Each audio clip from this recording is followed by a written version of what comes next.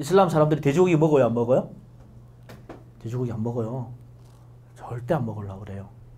심지어 국제 결혼한 사람들, 결혼한 무슬림, 파키스탄, 방글라데시 남자하고 결혼한 한국 여자들이 집에 애들이 있으면 집에 뭐가 있어야 돼요? 돼지 저금통이 있어야 돼. 돼지 저금통도 없어요. 있으면 안 돼.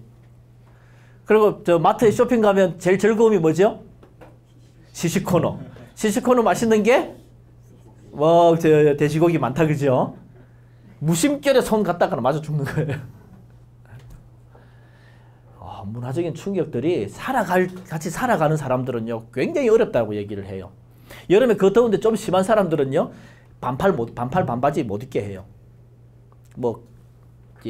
이게 히잡이나 부르카를 쓰고 하는 것은 문화이기도 하고, 히잡 같은 경우에는 자기 서원이거든요. 자기가 일정 동안 서원한 기간 동안 히잡을 쓰고 이렇게 하기 때문에 그것을 하지 않는 사람들은 굳이 할 필요는 없지만, 그래도 이게 살아가는 문화 충격들이요, 굉장히 많다고 얘기를 합니다. 그래서 방글라나 파키스탄 친구들과 결혼한 여성들을 이렇게 만나서 얘기해 보면 후회를 참 많이 해요. 갈등도 참 많이 하고. 이런 다양한 종류의 부르카나 히잡이나 그런 것들이 있죠, 그죠? 이 수영복이에요, 수영복. 이렇게 해가지고 어떻게 수영할지 모르겠지만. 네. 런던 올림픽 2012년? 네. 런던 올림픽에서 처음으로 히잡을 쓰고, 그전에는 이거 쓰고는 출전을 못했어요. 그리고 여자가 출전도 못하고. 축구 경기가 있다. 여자들이 같이 남자들과 축구 볼 수 있을까 없을까요? 못 봐요. 근데 요즘은 조금씩 이게 바뀌어가고 있는가 봐요. 자, 공산권을 보면 중국 사람들이 우리나라에 참 많이 들어와 있는데, 공산권들이 한국에 와서 어떻게 살아가냐. 제가 시간이 좀 없을 것 같은데 다문화 가정을 좀 해야 되죠, 그죠? 중국은 보면 이렇게 얘기해도 되나요? 중국 분들 계시는데, 중국은 3천만 당원들을 위해서 있는 나라이다.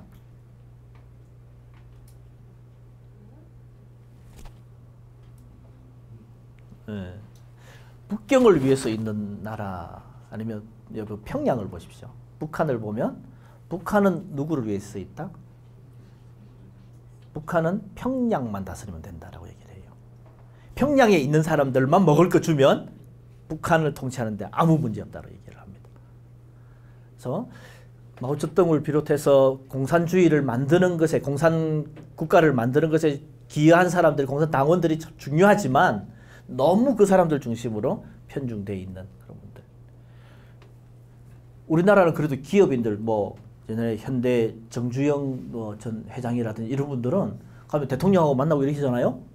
중국에서는요, 어디 장사꾼들이, 당원들이요, 정치인들이요, 장사꾼들하고 그것도 만나주지도 않아요. 이렇게 당 중심의 그런 것들이 굉장히 강하고, 그러다 보니까 하나님 위에 당이 있어요. 삼자교회잖아요, 그죠? 삼자교회들은 너무나 쉽게 확실하게 얘기하는 거. 왜 삼자교회예요? 삼자교회는 하나님 위에 당이 있는 거예요. 기독교인도 별 관계도 없는 거예요.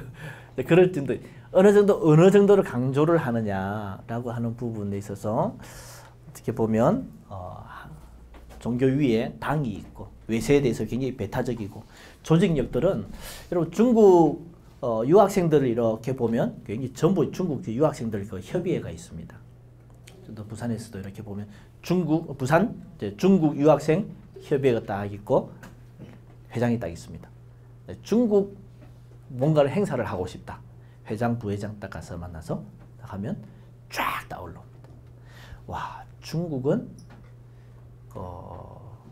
5성기가 없으면, 한번 제가 행사를 하면서 한번 혼이 난 적이 있어요. 중국 사람들이 보통 모이면 행사 몇 개국 1000명, 1500명 이렇게 행사를 하면 중국 사람들 한 500명, 600명은 중국 사람이라고 생각하면 돼요. 국가별로 이렇게 쫙 같이 모이면. 근데 하필 여러분 여러분도 한번 조심하세요. 망국기 있잖아요. 그 행사장에 망국기 쫙 이렇게 이런 국가별로 국기를 하려고 하니까 뭐 없는 것도 있고 이리저리 해서 그거 다 빼고 망국기만 달기로 했어요. 망국기를 달았는데 거기에 중국 국기가 없어요. 와, 그러니까요. 중국 사람들이 중국 국기, 자기 나라 국기 없다고 다 간다는 거예요. 교회 다니는 친구들이, 교회들의 연합이에요. 목사의 말도요, 안 통해요. 중국 국기 없다는 것 때문에 다 간다는 거예요. 그래서 기다려. 내가 무슨 일이 있어도 구해올 테니까 기다려. 그리고는 구해왔다는 거 아닙니까? 그 정도로 어떤 조직력과 그 어떤 애국심과 당 중심의 이런 결집하고 하는 것들은 굉장히 강한 것이 중국이다. 이렇게 보시면 될 것 같습니다. 자존심도 강하고요. 근데 이제 여기서 우리가 교회를 하면서 늘 고민하는 것은 그들이 헌금이 주머니가 회개할 수 있는 거. 중국 교회 외국인 선교하면서 중국 교회 하다가 망하신 분들 많아요. 중국 분들은 헌금이나 교회가 자립하는 것이 참 어렵더라고요. 그래서 자기 헌신하고 계속 주머니를 털다 보니까 결국은 신용불량자 된 교수님도 있고요. 그만둔 목사님도 있고요. 뭐 여러 가지 일들이 있고. 이제 국제 결혼 가정을 살펴보려고 합니다. 국제 결혼 가정의 사역들을 1990년대는 외국인들이 농촌에 결혼을 못하잖아요. 총각들이 결혼을 못해서 정부에서 나서서 이렇게 했어요. 특히 강원도 홍성에서 시작을 해가지고 국제 결혼을 하면 지원금까지 줬어요. 정부에서 결혼식 자금까지 대줘가면서 결혼을 할 수 있도록. 그래서 국제 결혼을 하다가 2000년 들어와가지고는 결혼 중개업자들이 이제 나서서 1000만 원 내지 처음에는 2천만 원 정도 받았죠. 한번 결혼하는데 2천만 원 정도 받고 가서 결혼을 해서 들어와서 사는 그런 이제 형태를 가지고 있었는데 이게 이제 국제 결혼 가정인데 여성가족부에서 다문화 가정을 이야기할 때는 70만 원을 이야기합니다. 국제 결혼은 여성들 국민 배우자로 얘기하면 한 15만, 20만 정도 되지만 다문화 가족을 이야기할 때에는 남편과 자녀들까지 이렇게 해서 한 70만 클라이언트를 이야기를 합니다. 이제 이런 가정들 문제가 왜 국제 결혼이 저는 앞으로도 더 계속해서 이루어질 거라고 생각을 해요. 왜냐하면 성비 때문에 그래요. 지금 여러분 서른 조금 넘어서 결혼을 해야 되는 그런 나이에 있는 사람들은요. 지금 성비율이 얼마냐면 125대 100이에요. 남자가 125고 여자가 100이거든요. 까딱하면 결혼 못해요. 자매들이 아무것도 모를 때 빨리 결혼을 해야 돼요. 근데 이게 한국의 가족 정책을 하면서 아들, 딸 구별 말고 둘만 낳아 잘 기르자. 그거 하다가 그 시대까지는 남녀 성비율이 별로 문제가 없었어요. 근데 하나만 낳아 잘 기르자가 딱 80년대에 있었거든요. 그분들이 지금 결혼 정년기란 말이에요. 하나만 낳으려니까 그때까지만 해도 남아 선호 사상이 있었단 말이에요. 그러다 보니까 남자들을 많이 낳았기 때문에 지금 그렇고 그 다음에 바뀐 게 이제 잘 키운 딸 하나 열나들 안 부럽다. 가난한 국가가 출산율이 높을 때는 가난이 지속되기 때문에 유엔에서 산하 제한 정책을 돈을 줘가면서 장려를 그걸 해요. 그 정책을 집행하는데 한국이 그 자금 받아가지고 그 홍보를 하면서 이렇게 왔거든요. 언제까지? 2000년 들어올 때까지. 그러다 보니까 출산율이 확 떨어지니까 아차 싶어서 그때부터 바로 출산 장려 정책으로 바로 돌아서서 우리나라가 돈을 쓰기 시작했는데 그렇게 하다 보니까 지금 출산율이요. 서울이 지금 평균 지금 1.12 지금 출산율 1.12 그죠? 이렇게 가지만 갈수록 성비율이 점차 남성이 많아지는. 특히 전라도 이런 데 보십시오. 남자들이 더 많고 여자들 이러면은 이런 데 다 국제 결혼들이 일어나야 되는. 앞으로 여성들이 뭐 훨씬 더 많아요. 2030년 되면 여러분들이 결혼해야 될, 그 전에 결혼하세요.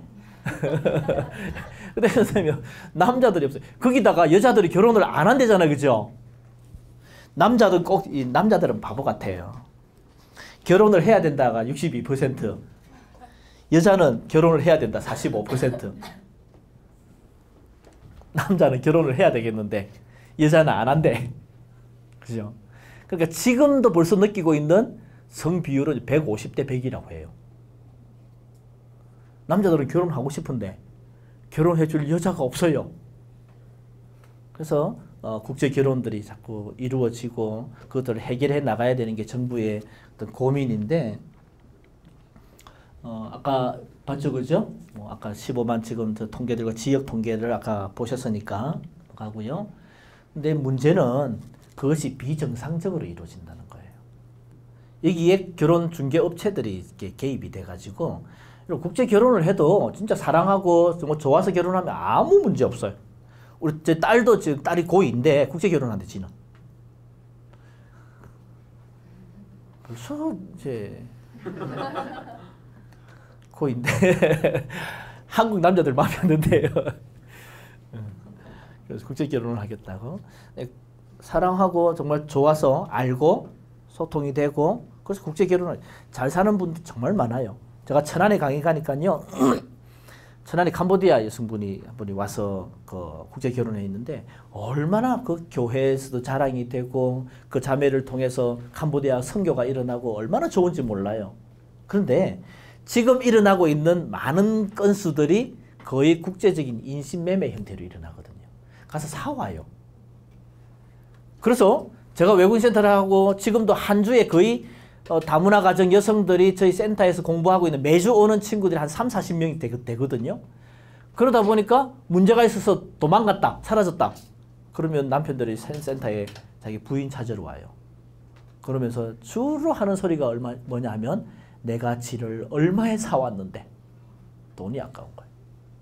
다수를 쭉 먹고 그 중에 한 여자를 선택하고 이게 결혼이 이루어지는 방법이라는 거예요. 그러니까 사왔다는 소리가 들리고 이런 것들이 굉장히 많이 일어나요. 나이 차이는 또 얼마나 나요? 제일 위에가 20살 차이, 평균 20살 차이 나는 게 캄보디아 같은 경우에 18살 차이 나는 게 베트남이잖아요. 심지어는요 60살 할아버지가 20살하고 살아요. 근데 60살 할아버지가 정력은 됐다 세더라고요. 하루 종일 집에 있어 부인도 집 밖에도 못 나가게 하고 옷도 못 입게 한대. 하루 종일. 그 집에 그 친구들이 이야기를 해주더라고요. 집에 목사님 그 집에 가면요 인삼으로 술 담아놓은 게 벽에 쫙 다들 세워놨어요. 사오는 거죠. 그러다가 돈이 있는 사람들은 그러다가 도망가면요 또 도망가버리고 또 가서 또 데리고 온대. 이런 것들이 일어나지 못하도록 하도 이런 것들이 많으니까 그렇게 몇 번 이상 결혼을 못하도록 이제 법적으로까지 또 그것을 정해서 막잖아요.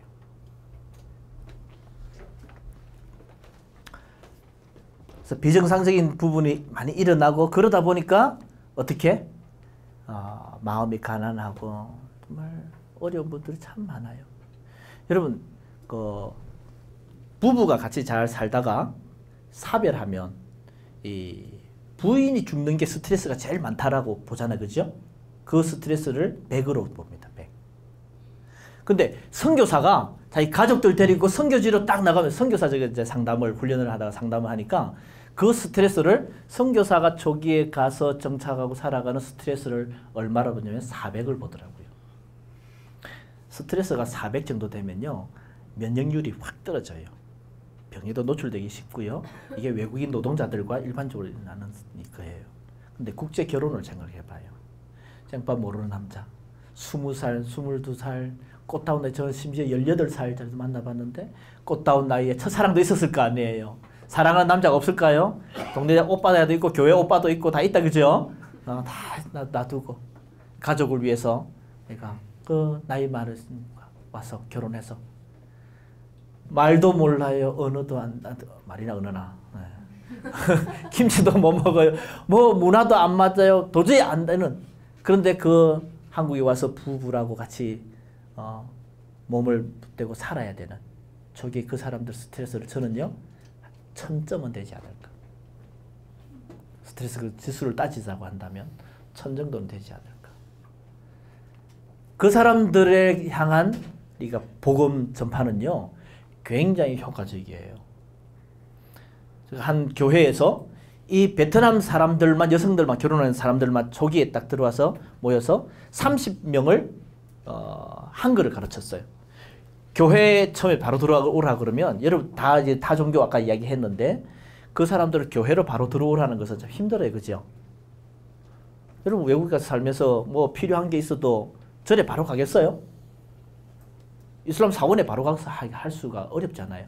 그러니까 교회 옆에 있는 센터에다가 이렇게 해서 두고 있었는데 거기서 한글만 가르쳤어요. 분들이 한 일주일에 2-3번씩 해가지고 한글만 쫙 가르쳤는데 1년 딱 가르치니까요. 그 중에 30명 중에 10가정이 예수 믿고 돌아오는 거예요. 그리고 제가 그 헌신 예배 가니까 그 가정들이 부인만 온 게 아니고 남편하고 가정이 돌아오는 거예요. 다문화 가정은.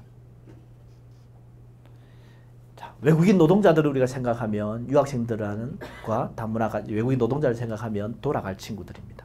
그걸 파송할 친구들이죠. 다문화 가정은 이제 가정을 한국 교회 이제 교인이 되고 지금 그래서 필리핀계 집사님, 필리핀계 권사님도 많아요. 필리핀계 한국인 권사님, 베트남계 한국인 집사님 많아요. 심지어 장로 투표까지 했어요. 장로까지. 한국 사회가 굉장히 빨리 바뀌고 있고요.